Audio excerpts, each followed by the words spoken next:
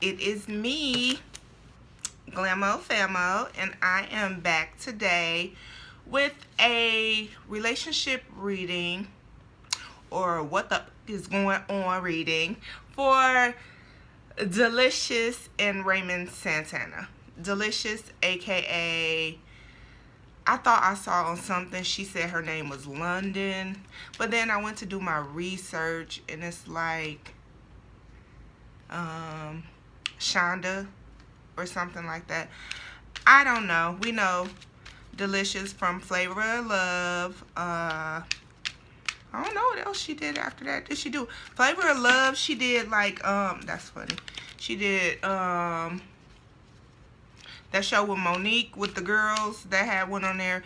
I used to like Deelishis on Flavor of Love though. She was always a pretty girl to me. She was thick. She was like that natural thick. That thick back then thick, not the new thick like the how she got her thick looking now. The thick she was back then. She was really cute. She was a really cute girl, and I used to wonder like, why is you on this show with this ugly ass man?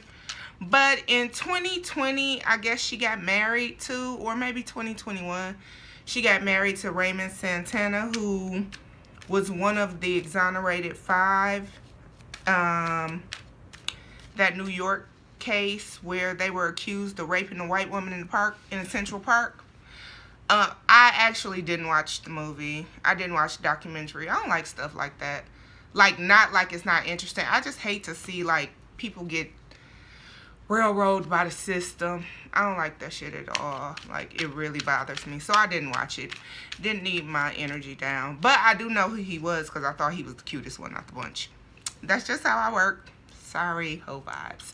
But I did know who he was. So I think the first time I heard of them being married, because I don't follow either one of them on social media, the first time I heard of them being married was on the 85 South show. Deelishis and him was on there, and I was like, oh, they make a really beautiful couple. Like, they make a, oh, you know what, I'm lying. That wasn't the first time. They were on the 85 South show, I think, because they were on Love and Hip Hop Reunion. That was the first time I seen them. And that was the first time I was like, it's something about this relationship that's, I didn't want to say it was fake, but I also thought it wasn't extremely genuine. Intuitively, that's how I felt. But what they expressed on the show was kind of like how they had a disconnect with each other. Like, there was kind of a disconnect. And I found it really, really interesting because y'all know I always got my TV on while I'm recording. And I'll be like, ooh, once I see something come up. But what I found really interesting on there was that she was saying, like, you know, she is who she is. She's Deelishis and she's sexy and all of this other stuff. And then sometimes he's not even really turned on to her. Like, he doesn't show her affection and he doesn't try to, like, make things passionate. He's not. And they were, like, newly married. So she was like, she didn't understand, like, she couldn't understand where that was coming from or whatever. And I could kind of relate to her because I was going through a similar situation at the time. And it was like, damn, this is weird. Like, I am who I am. Like, why you ain't all over me? Like,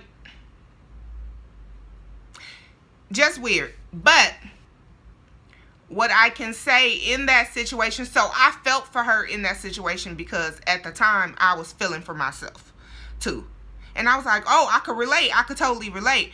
But the crazy thing is the stuff that the therapist was telling them on the show, I was able to take over to my situation and apply it to my situation and then apply it to how I was going about things too in my situation. So I understood, like, what was going on. So basically,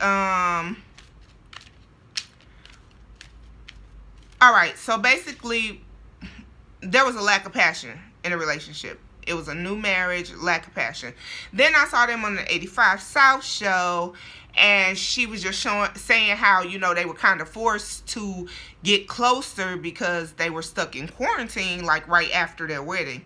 So they were quarantined together, and they were kind of forced to like be closer, which at the same time I could totally relate. I like everything she was saying. I could relate to it, especially her being an older woman, having older children, and middle-aged children. Well, adult children and middle-aged children. So I definitely was connecting with her on some level. But there was also, within me, there was also a level of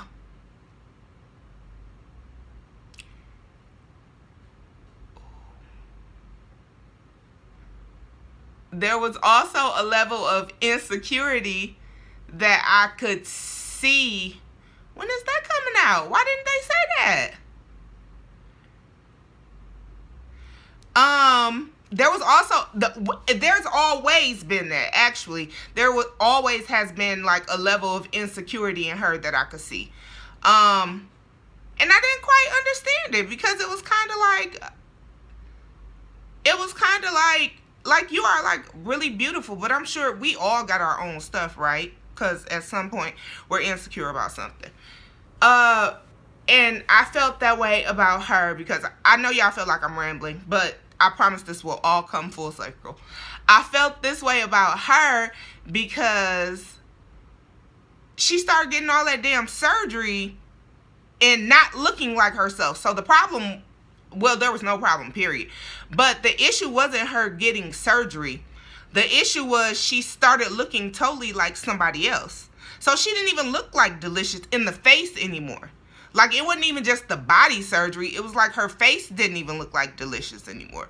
So I guess she had been married before and have like a small child, like a really small child. I watched that though. She had a really small child, had been married for a minute, and then had a small child, and then got a divorce or whatnot, or was together with the father and then they broke up or whatever. So, like, fast forward, all of that stuff had happened. She got married to this guy. And then back to the 85 South show. On the 85 South show, she was saying how in quarantine she had started smoking weed.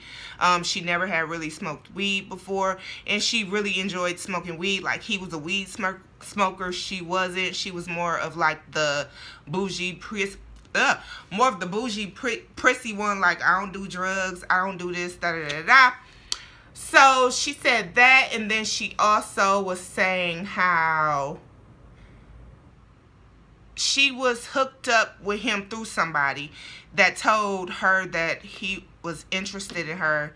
I think he slid in her DMs. It was like something that she was like totally shocked from, like, oh, you like me? Like, why would you like me? She was just so shocked that this man had liked her. She said she felt like he was like above her level. So that had already took me, like, that was like, I don't know. Like, that gave me an extra question mark, especially after the whole thing with the Love and Hip Hop thing, where she was saying, like, it was lacking passion and all of this. So I think sometimes as women, we don't understand how sometimes our insecurities can be projected off onto our men and can be a total turn off to them. Not blaming us at all, but I'm also somebody who is clearly for accountability in all parties, and I always am accountable in myself too. So that's why I say full circle. I listened to their therapist through the same situation. It was like, got it. Now, did I do it? Not necessarily. But I'm getting better. I'm getting way better. So, the thing, though, is that if you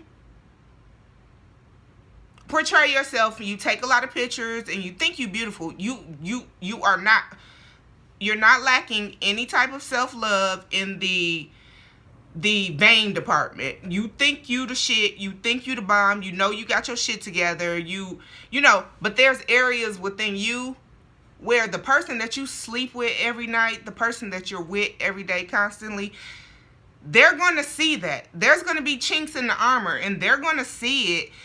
As much as we try to hide it to the world, the person that we with every day, they still going to see that. Depending on what type of person they are, they're either going to use that to empower you, to big you up, or they're going to use it to tear you down. I don't know in this situation what happened with either one of them, if they used their insecurities against each other and it just kind of broke within the relationship. This probably more than likely will be a 2-part video, but because first what I want to do is go into their compatibility with their birth cards. Deelishis. So we'll just, so here's what my whole point about the whole reference about him being in jail for so many years and then getting out. Unfortunately, once you deal with a guy who's been in jail for years, unfortunately, that person is going to come off, or even maybe, because one, what I hate to do is diagnose people because I'm not a doctor. I hate when people call someone a narcissist and they are not a doctor. You have not diagnosed this person. You can see the signs of narcissism. And most of the time, the people that call people narcissists are narcissists themselves. So I hate to do that on my part. I don't do it. I don't like to call people narcissists. I do say we all have narcissistic traits. Some more than others, and some are very dangerous. Some people are very dangerous, and some people are narcissists. The thing with men who've been in jail for a very long time, I mean years, they can become extremely narcissists, or they can become extremely selfish. Now, there is a certain line between the both of them. And, yeah, they are extremely selfish because they're used to just having to take care of themselves the whole time. Not worried about taking care of nobody else, not making sure nobody else is, being satisfied. And then I think women who deal with guys who's been incarcerated in any type of form, I don't care if it was the feds, I don't care if it was state, I don't care what it was. If you're dealing with a guy who's been incarcerated for many years, you do have to understand the institutionalization that they go through if you're gonna deal with him. You can't just think he got out and now you done been out in these streets and think he finna move like you. You think he's about to move in a relationship like you? I don't care how many women he's been with either since he's been out. You think he's about to move in a relationship like you? You think he's really emotionally mature enough to deal in a relationship? If this man has went to jail when he was a kid and got out when he was a grown-ass man, never had a real relationship with a woman. Now, say he may have had relationships with girls, and then you get this dude, clearly he may be a good dude because he came out, he might got some money or whatever. Still, emotionally, he's just not going to be there for you. You're going to have to fall into a teacher role. And if you're not ready to fall into a teacher role and you're ready to just have this man of your dreams, you're not going to get that with any man who's been incarcerated for a number amount of years and then got out and got a boss-ass woman, a fine-ass woman on top of that. You know how many insecurities that men that's been incarcerated for so long have? So you have to ask yourself that's my point about being accountable. You have to ask yourself on so many levels, is this something that I really want to deal with?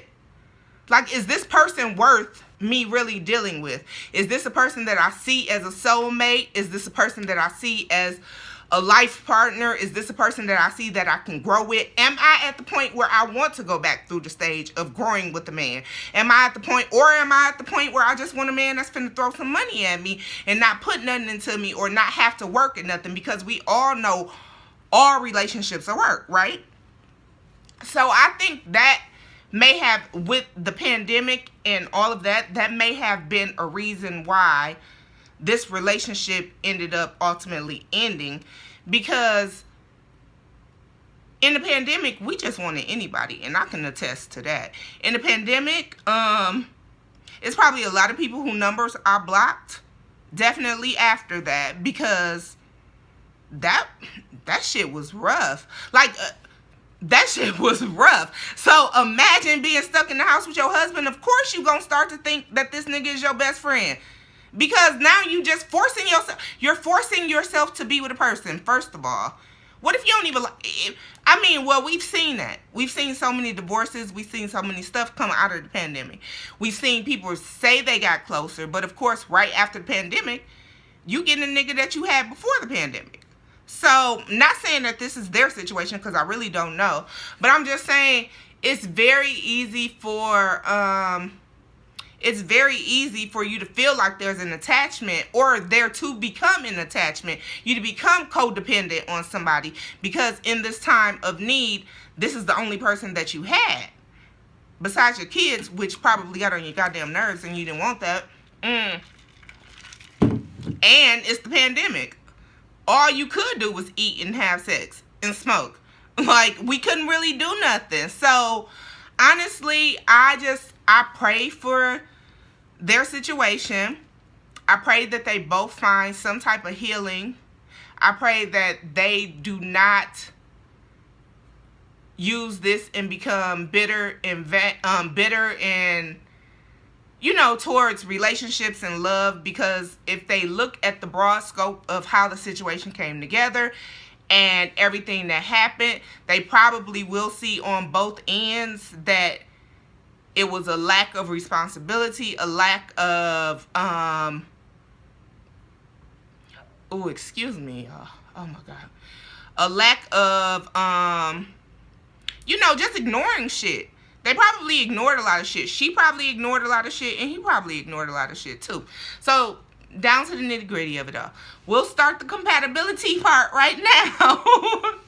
So, as far as compatibility, her name is London Charles, aka Shonda Davis, aka Deelishis. I can't even trip on her because I got plenty AKAs too. But she was born January 2nd of 78.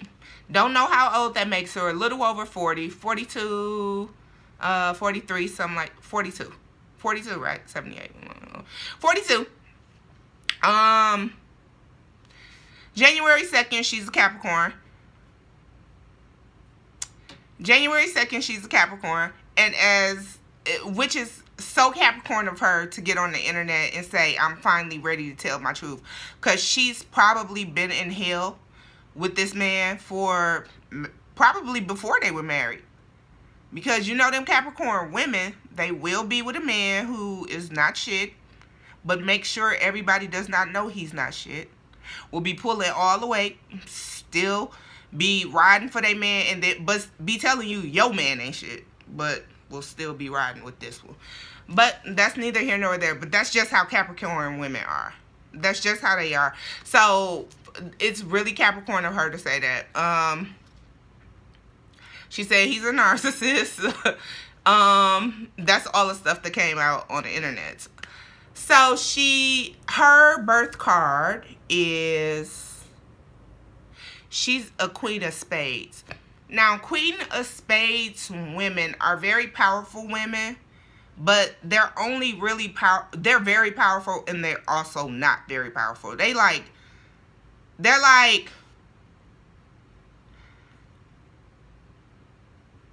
on the outside, they talk a lot of shit. Like, I'm the shit, I'm this, I got this, whatever. What you doing, bitch? Just talk boss shit. They talk a lot of shit.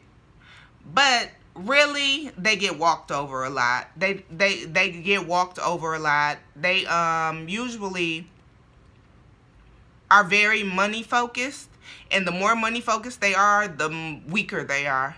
The more, because they are Queen of Spades women, they have a higher purpose in life, and they have very high intuition. They're very spiritual women.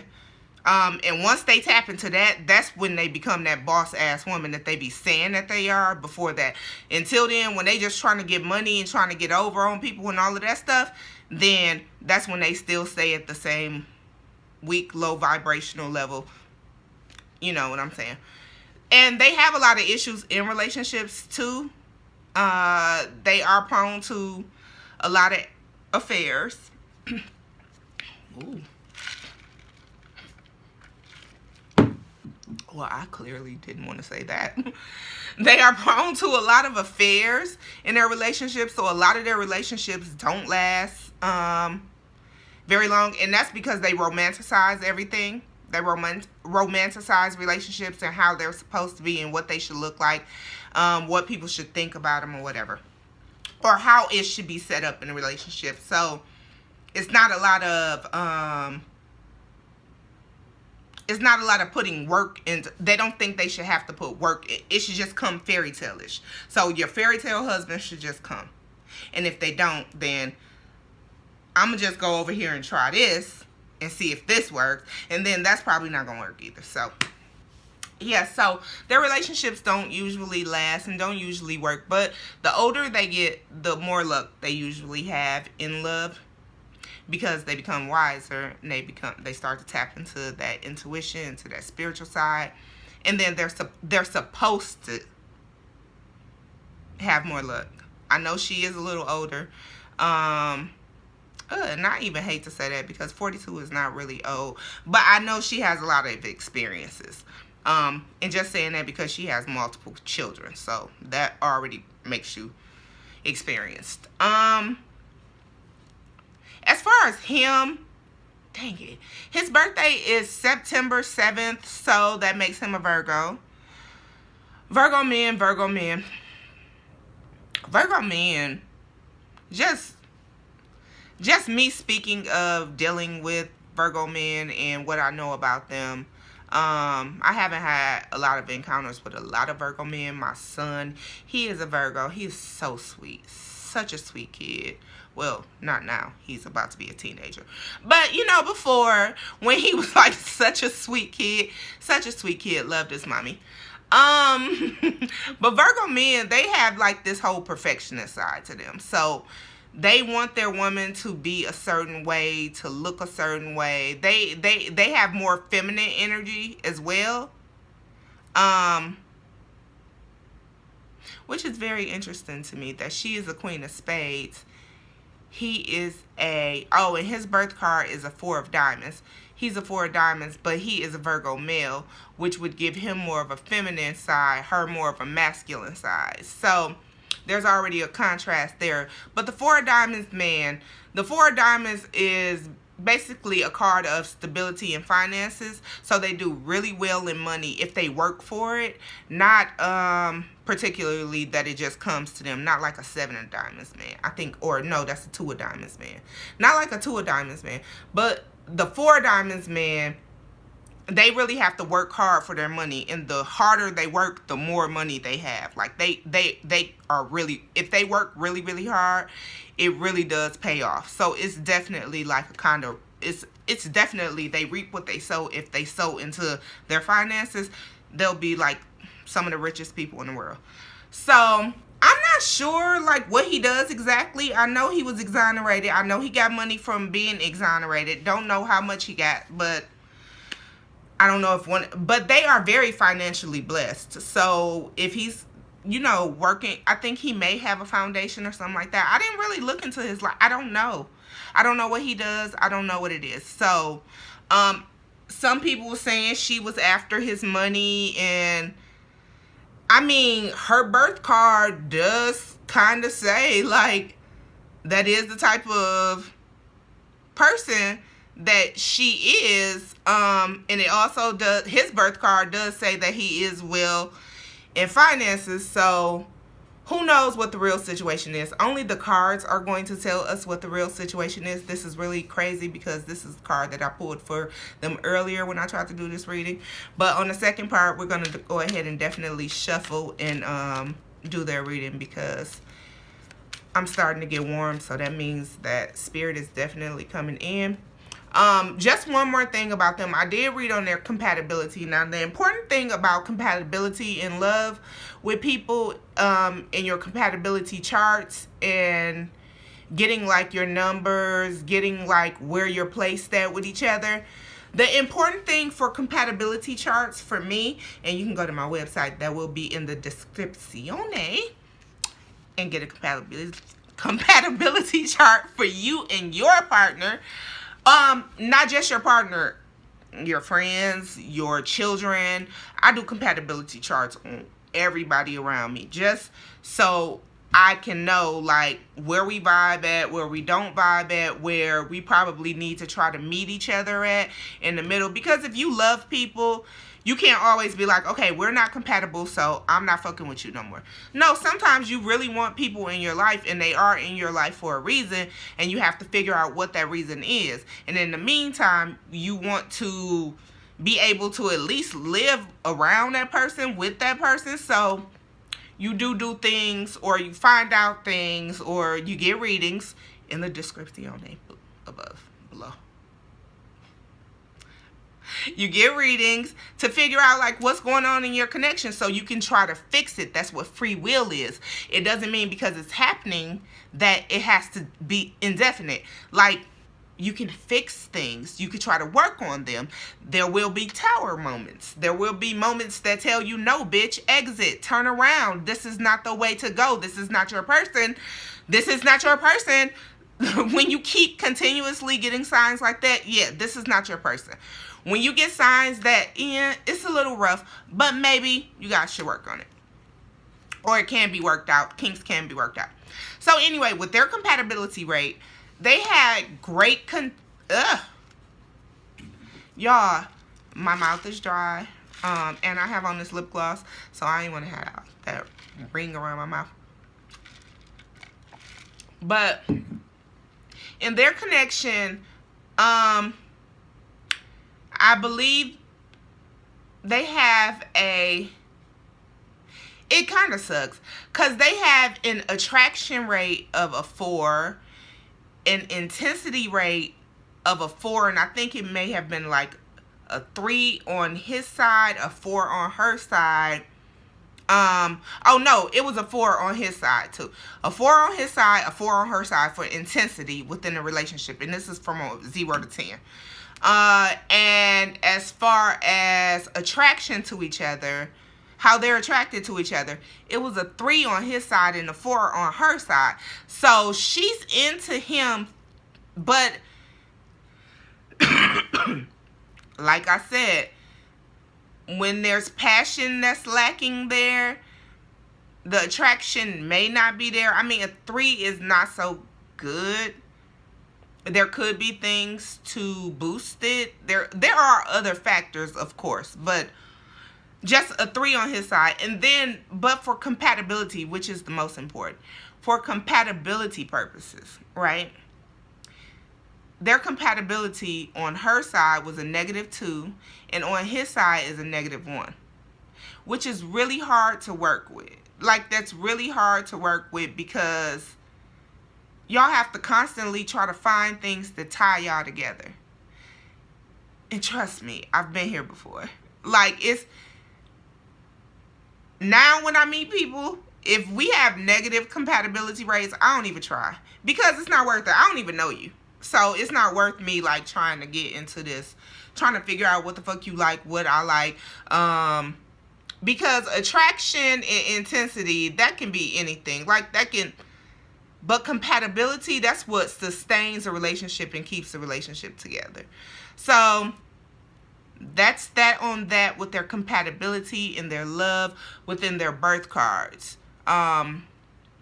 Just from a astrological standpoint, a tarot standpoint. So in the next video, please stay tuned. We're going to do their reading to see what was going on within the relationship and what caused this divorce. What caused this man to file for a divorce from this pretty ass lady, like this boss ass bitch. What caused this man to file for a divorce? They both accused each other of cheating, but we don't know, because, you know. So the cards. Let's see what the cards tell us about it. So make sure you guys like, share, subscribe this video. Come back to the next video. A whole hour y'all gonna get on Deelishis and Raymond. I got y'all. Let's